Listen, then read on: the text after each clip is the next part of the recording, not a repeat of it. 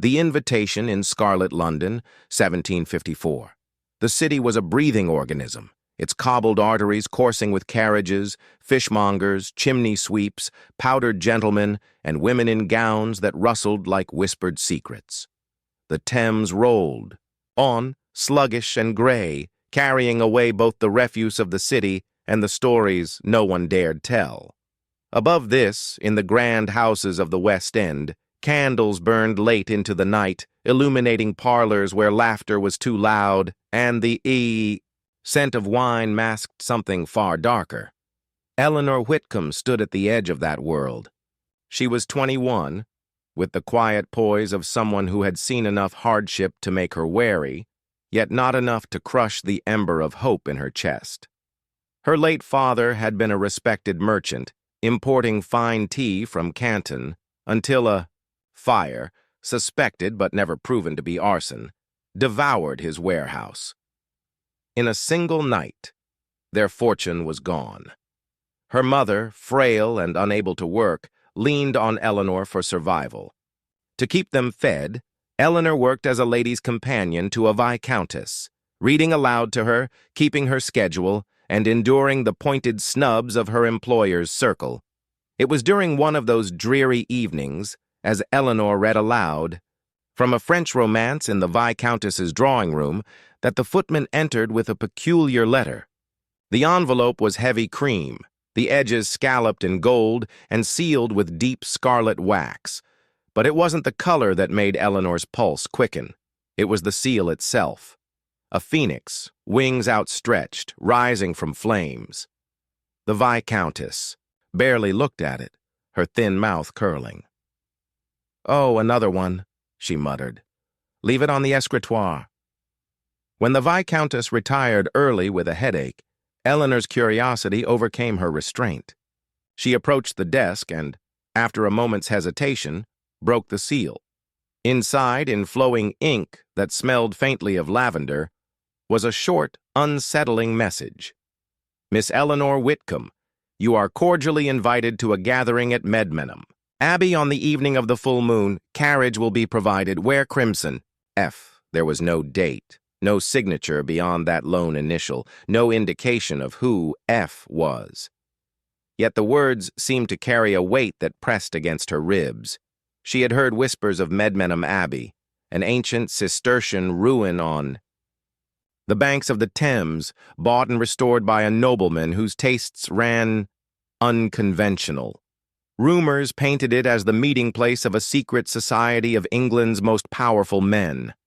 They called themselves the Order of the Friars of St. Francis of Wykeham, but everyone else knew the name that dripped from lips like wine, the Hellfire Club. Eleanor told herself it must be a mistake. She was no heiress, no celebrated beauty. She had nothing to offer such a company except the sharpness of her mind, and perhaps, she thought bitterly, the novelty of her misfortune. Yet for all her rational objections, a strange pull began to take root. There was danger in such an invitation, yes, but also possibility, and possibility was the rarest currency in her world. The Abbey by moonlight. The night of the full moon arrived with a cold clarity that made the city's soot-stained rooftops gleam silver. Eleanor stood at her small looking-glass, fastening the last hook on the only crimson dress she possessed. It was not the deep silk one might expect for a gathering of aristocrats, but a modest gown of dyed muslin, mended so many times the seams whispered of quiet endurance. Around her neck she clasped her mother's brooch, a tiny silver locket with the portrait of her parents, painted when life had been kinder. When the knock came, it was not from the usual errand boy or footman. Standing at the door was a liveried driver, tall and grave, holding open the door of a gleaming black carriage. The lanterns glowed like embers, and the horses, great black beasts with plaited manes, snorted clouds into the frosty air. Eleanor hesitated, glancing back at her mother, who sat in the dim kitchen by the fire. "Be careful," her mother whispered. "And remember, no matter what they offer, your soul is not for sale." The words echoed in her mind as she stepped into the carriage. The door shut with a muffled thud, sealing her away from the familiar streets. The wheels began to turn, carrying her through London's restless arteries, then beyond, into the countryside, where the moonlight spilled across empty fields. Hours later, the road narrowed and the carriage slowed. Through the small glass window, Eleanor saw the looming silhouette of Medmenham Abbey. It rose from the mist like something caught between history and dream, its ancient stone cloaked in ivy, its great arched windows aglow with flickering candlelight. The river lapped quietly at its foundations, reflecting the soft shimmer of the moon. Inside the grand entrance hall, the air was heavy with a mingling of scents: beeswax, aged wine, and something more elusive, a hint of roses, perhaps, or incense from some far-off temple. The floor was a chessboard of black and white marble, and every shadow seemed alive with whispers. Men in powdered wigs and velvet coats moved among women draped in silks and jewels, their laughter sharp as the edge of a blade. At the far end of the hall, beneath a towering oil painting of a phoenix rising from ashes, stood a man who seemed to own the room without effort. He was tall, with dark hair tied neatly at the nape, and eyes that held the gleam of both charm and calculation. The moment Eleanor entered, his gaze found her, and did not let go. "You've come," he said, his voice warm but threaded with something unreadable. "Welcome, Miss Whitcomb. I am Francis Dashwood." The name struck her like a chord. She had heard it in gossip. Sir Francis Dashwood, Member of Parliament, rumored libertine, founder of the very society she had stepped into tonight. Men spoke of him with admiration or disgust, often both in the same breath. He offered his arm. "Let me show you our sanctuary." What followed was unlike anything Eleanor had imagined.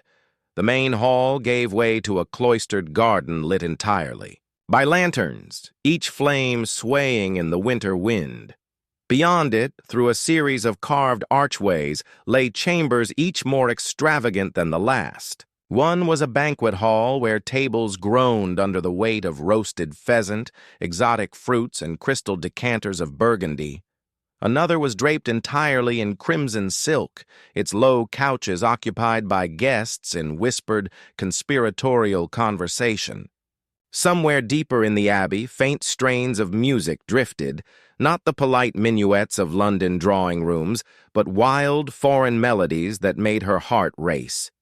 Yet, amid the decadence, Eleanor noticed something curious. In a dim alcove, near the banquet hall, a servant boy, no older than 15, stood pale and trembling, holding a tray too heavy for him.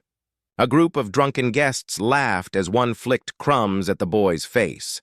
Before Eleanor could think, she stepped forward and took the tray from his shaking hands, balancing it with ease. The boy looked at her with wide, grateful eyes before darting away into the shadows. When she turned back, she found Sir Francis watching her. His expression was not the sly amusement she expected, but something more thoughtful. "You have a dangerous instinct, Miss Whitcomb," he said quietly.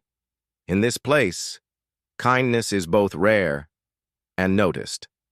The words settled over her like the weight of the invitation itself, a warning and perhaps a promise. The descent. Below. The evening's revelry moved like a tide, swelling in bursts of laughter and music, then ebbing into corners of hushed conversation and subtle glances. Eleanor kept close to the shadows, unsure whether to marvel or recoil. At times, the Abbey's grandeur was so intoxicating she felt swept into its spell. At others, the glint of cruelty in certain eyes reminded her why she had always mistrusted power without mercy. It was just past midnight when Sir Francis appeared at her side once more, as though he had been watching for the exact moment she was alone. His voice was low, pitched for her ears only. "Would you like to see the heart of the Abbey?" Something in his tone, not exactly sinister, yet undeniably charged, made her pulse quicken. "The heart?" she asked. He smiled faintly. Most guests never glimpse it. Fewer still return unchanged. Before she could reply, he led her away from the banquet hall, through a narrow arch draped in heavy velvet. They walked down a spiraling stone staircase, lit only by wall-mounted torches. The air grew cooler, carrying the earthy scent of centuries-old stone. The staircase opened into a vaulted underground chamber, its ceiling supported by pillars carved with strange symbols. Candles burned in iron sconces, casting long shadows that seemed to reach for the center of the room. There, on a raised dais, stood a great oak table inlaid with gold patterns, not of saints and angels, but of serpents and suns, phoenixes and crowned skulls. A dozen figures in crimson robes and masks were already gathered around it. The masks were exquisitely crafted, some laughing, some weeping, some snarling like beasts. The anonymity they provided gave the whole gathering an almost theatrical menace. Sir Francis placed a hand at the small of her back and guided her forward. "These," he said softly, "are the friars of St. Francis of Wycombe, the inner circle." One of the masked figures stepped forward, holding a small silver goblet. "A new guest," the voice inside the mask said, low and gravelly. "Does she seek entrance, or only witness?" Eleanor's mouth went dry. Every instinct told her to decline, to step back into the safety of the staircase. But another part of her, the part that remembered her mother's frailty, the debts unpaid, the opportunities forever denied to women without influence, whispered that sometimes to survive, one must walk straight into the lion's den. "I will witness," she said carefully. The masked man nodded, as though this answer amused him. The goblet was lifted, and its contents, a dark, sweet-smelling liquid, were poured onto the table's gold inlay. The candlelight caught the spill, making it shimmer like blood in moonlight. A chant began, low and rhythmic, the Latin phrases, tumbling in a cadence that felt older than the abbey itself. As the ritual unfolded, Eleanor noticed something others might have missed. A young maid, no more than 17, was quietly struggling to carry a bronze basin to the dais. It was too heavy for her slight frame. One of the robed men hissed at her to hurry, his hand twitching toward her arm as if to strike. Without thinking, Eleanor stepped forward, taking the basin's handles and lifting it easily onto the table. The girl's eyes met hers for a fleeting moment, gratitude shimmering in their depths, before she lowered her gaze and backed away. From the far end of the chamber, Sir Francis's eyes were on her again. This time there was no mistaking the spark of interest there. Not the hungry appraisal he gave other women, but a sharper, more calculating glint, as if he had just realized she was not here merely to be dazzled. When the ritual ended, the masked members dispersed into smaller clusters, speaking in hushed tones. Sir Francis approached her, his voice pitched low. "Miss Whitcomb, you do understand that every choice here is observed, every kindness remembered. But in this place, kindness can be both your greatest weapon and the noose around your neck." She met his gaze steadily. "Then I suppose I had better learn how to wield it." His smile was slow, almost reluctant, and in that moment, Eleanor suspected that she had just crossed an invisible threshold. Whatever happened next, she was no longer simply an invited guest. She was a player in their game, the game of masks. The first pale light of morning did not banish the shadows from Medmenham Abbey, it only stretched them longer. The revelers above had long since collapsed into silk-lined chambers, their laughter burned to embers by too much wine. Yet, in the Abbey's undercroft, Eleanor could still feel the pulse of the night before, as if the walls themselves had memorized every whispered bargain and every dangerous promise. She had been given a guest chamber on the east wing, grander than any room she had ever slept in, yet carrying a strange weight, as though each gilded frame and heavy curtain had witnessed things it would never speak of. She hadn't slept. Instead, she sat in the high-backed chair by the window, watching dawn bleed across the Thames. Her thoughts were tangled. The crimson-robed figures, the strange chant, the masked man's question, entrance or witness, and the way Sir Francis had studied her afterward, like a chess player deciding the next move. She told herself she had come for curiosity, perhaps for opportunity. But another truth had begun to settle in. She was already inside something far larger than she had imagined, and escape, should she wish for it, might not be hers to decide. A soft knock came at the door. When she opened it, a tall woman in a simple black gown stood waiting, her hair pinned in a style too severe for her youthful face. She carried a folded note sealed in black wax. No phoenix this time, only the impression of a serpent coiled around a rose. Eleanor broke the seal. "Miss Whitcomb, your presence is requested at the masked hall at the turn of the hour. You will be given a choice. Choose wisely." F. The turn of the hour gave her scarcely enough time to gather herself. She changed from her crimson gown into a deeper shade, a borrowed silk dress left for her in the wardrobe, and wound her hair in a style that spoke of both simplicity and defiance. Before leaving, she touched the silver locket at her throat. Her mother's face, painted so delicately inside, stared back with a calm that steadied her. The masked hall was unlike any other chamber in the abbey. Its vaulted ceiling was painted to resemble the night sky, scattered with gold leaf constellations that caught the torchlight. A long table ran the length of the room, set not with food but with objects, each covered by a square of black velvet. At the far end, Sir Francis sat in a high-backed chair, flanked by two masked members of the inner circle. "You are punctual," he said, his tone unreadable. "Good. The club values precision almost as much as it values loyalty." He gestured, and one of the masked men stepped forward, removing the velvet covers one by one. The first revealed a sealed purse of gold sovereigns. The second, a small onyx ring set with a ruby, its carving unmistakably aristocratic. The third... Eleanor's breath caught.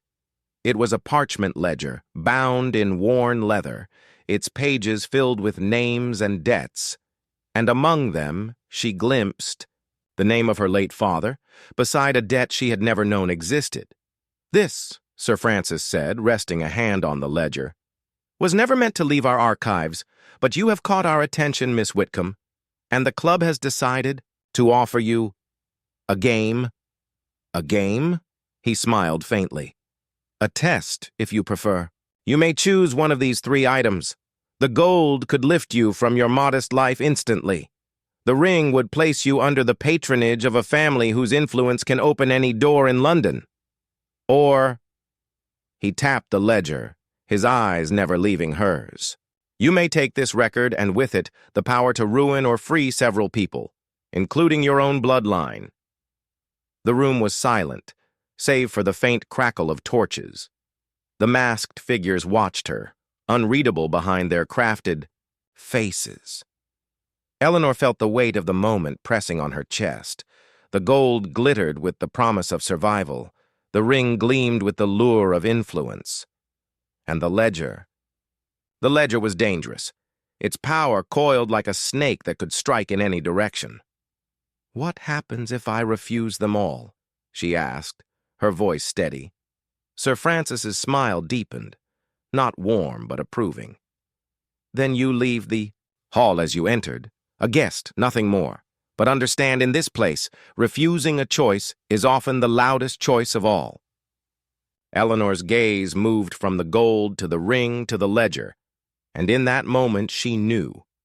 Whatever she chose, it would bind her to the Hellfire Club in ways she could not yet see. The decision would not just shape her fate, it would reveal who she truly was. The choice. That echoed.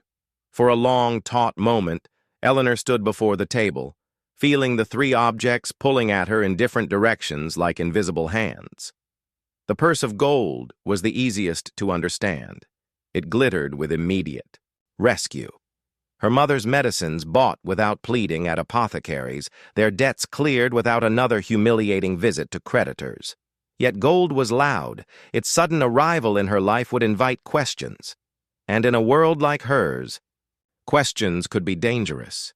The ring gleamed in a quieter way, seductive in its promise of connections and protection. One word from the family it belonged to could open the gates of Parliament or shut the mouths of enemies. But it was a leash as much as a key.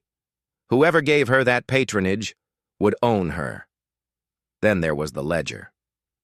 Her father's name stared back at her like a ghost that had been waiting in the shadows.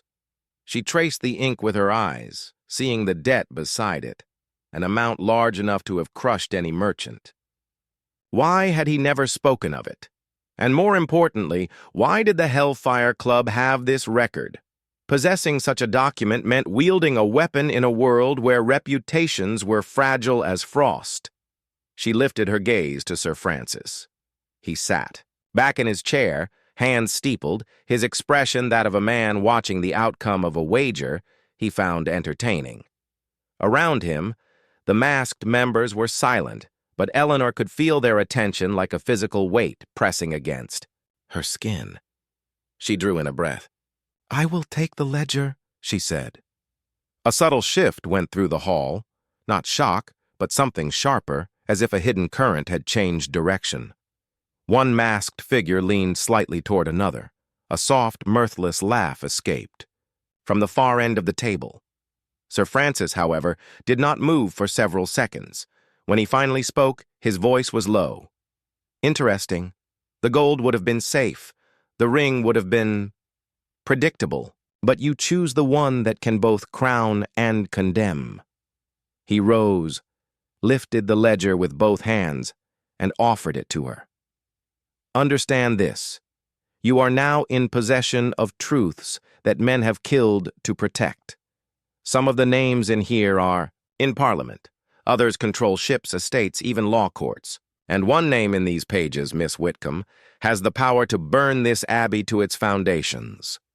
Her fingers closed over the leather binding. It was heavier than she expected, and faintly warm, as though the inked words inside carried the heat of the hands that had written them. Before she could respond, a masked man at the table stood. His voice was deep, tinged with disapproval. "Sir Francis, you put dangerous tools into untested hands. Will you also take responsibility if she uses it poorly?" Sir Francis's smile was a thin blade. "If she uses it poorly, dear brother, she won't live long enough for it to matter." Eleanor felt the truth of that like ice along her spine. The choice was hers now, and so was the risk. She had stepped beyond the point of retreat, and somewhere deep inside, she understood that whatever she did next would determine whether she became a pawn or learned to move as a queen.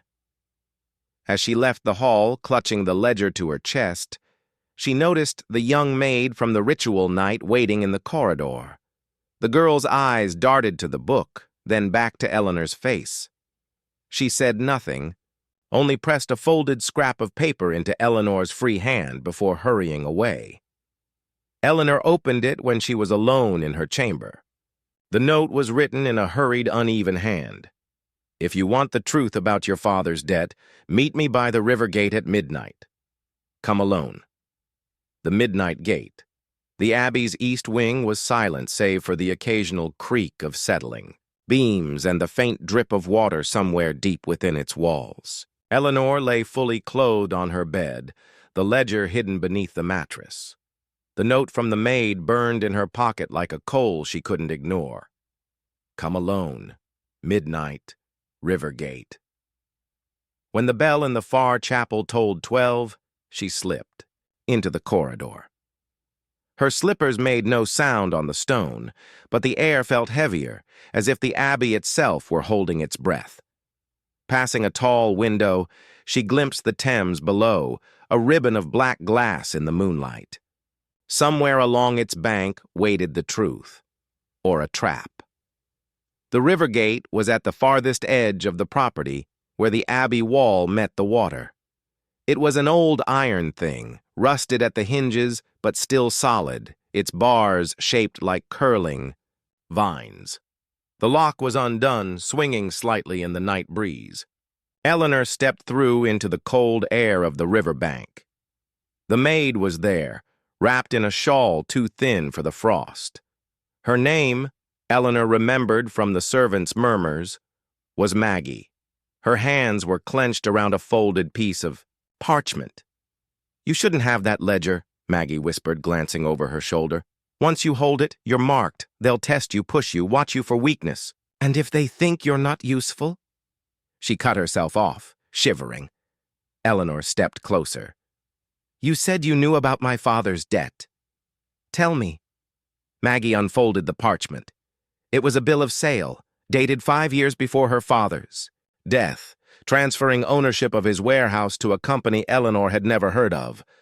But in the lower corner, stamped faintly in red ink, was a symbol she recognized from the abbey's pillars, the coiled serpent around a rose. This company, Maggie said, was just a shell. It belonged to one of the club's masked men. Your father didn't owe money to some nameless creditor. He owed it to them. And when he couldn't pay, they took everything. It's what they do. They find men in trouble, buy their debts, and own them. Eleanor's stomach turned cold. "Why tell me this?" "Because—" Maggie hesitated, eyes darting again toward the abbey. "Because the same man who took your father's livelihood is here tonight. And I think—" She stopped, her face draining of color. Behind Eleanor, a voice spoke, smooth, low, and laced with amusement. "You think far too much, little maid." Sir Francis stood in the gateway, the moonlight sharpening the edges of his smile. 2 masked figures flanked him, their crimson robes whispering against the frost-stiff grass. "Maggie," he continued, "you've been warned before about gossiping with our guests." His gaze shifted to Eleanor. "And you, Miss Whitcomb, seem to have a talent for walking where you shouldn't." Eleanor's pulse thundered, but she forced her voice steady. "If you already own my father's debt, why invite me here?" Francis's smile thinned. "Because you, my dear, are far more valuable than your father ever was. And I think you've just proven it." One of the masked men stepped forward, and for the first time, Eleanor realized her choice in the masked hall had been more than a test. It had been an oath. The ledger wasn't just a record. It was bait, and she had taken it. Sir Francis extended a gloved hand. "Come. There's a meeting in the inner chambers. If you want answers, you'll attend. But be warned, after tonight, you'll have no way back to the life you knew." The river murmured against the stones, and Eleanor realized that every step she took now was one more link in a chain she might one day learn to wield, or one that might tighten around her throat. She took his hand. The Queen's Gambit. The inner chambers of Medmenham Abbey were unlike any place Eleanor had yet seen. She had thought the underground ritual chamber was the heart of the club, but this was its brain. They entered through a narrow door, behind the altar of a forgotten chapel, descending into a long, torchlit tunnel whose walls were lined with niches holding ledgers, maps, and scrolls bound in leather.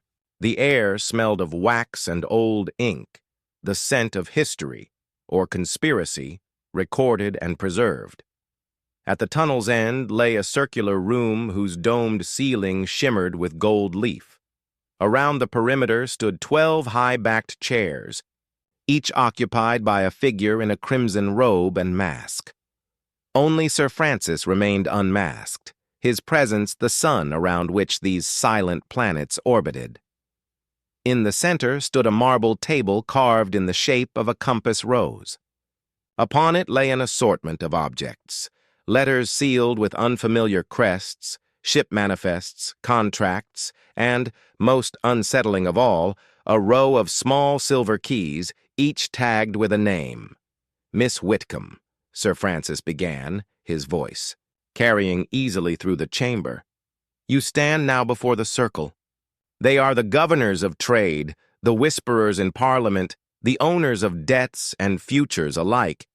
You hold in your hands one of our ledgers, an item no outsider should ever see. This is your final moment to prove whether you belong among us.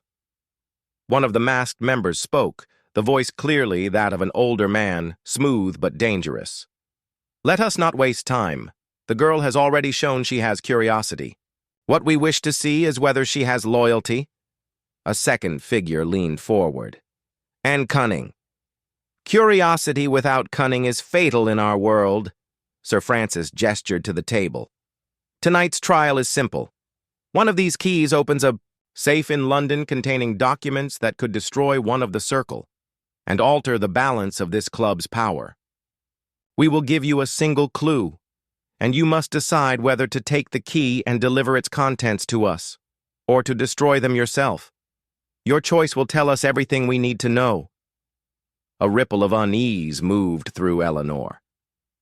This wasn't just a test. It was a trap for someone in the room. And if she guessed wrong, she would make an enemy powerful enough to erase her. The clue was handed to her on a folded card. The one who wears the face of the lion fears the bite of the lamb. Her gaze swept the circle of masked figures. Most masks were neutral, some grotesque, but one to her left bore a golden lion worked into the brow. The man wearing it sat rigid, his hands folded tight, though his head turned slightly toward her as if gauging her reaction. Eleanor's mind raced. If she took the key marked with his name and returned the documents to the club, she would prove loyalty to Sir Francis, but at the cost of aligning herself against the lion-masked man, who clearly wielded great influence. If she destroyed the contents, she would make a friend of the lion, but risk losing Francis's protection. She remembered Maggie's warning, they'll test you, push you, watch you for weakness. But she also remembered something her father once told her on a day when the docks had been thick with fog and debt collectors had prowled the streets like wolves. Never play the game they set for you. Play the one they don't see coming. Eleanor stepped forward, lifted the lion's key from the table, and slipped it into the folds of her gown. I will open the safe, she said, but I will not tell you now what I will do with what I find. You'll know when the time is right. A murmur rose around the circle, confusion from some, interest from others. Sir Francis studied her for a long moment, then inclined his head. Very well.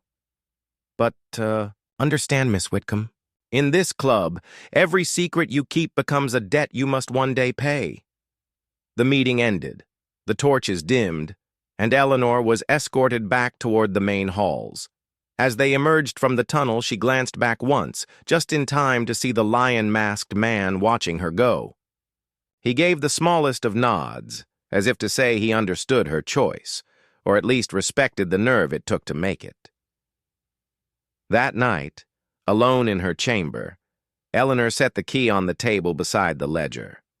Both gleamed faintly in the moonlight, spilling through the window. She understood now that she was holding not just tools, but weapons. The Hellfire Club had invited her into their games expecting another pawn. They would soon learn she intended to play as a queen.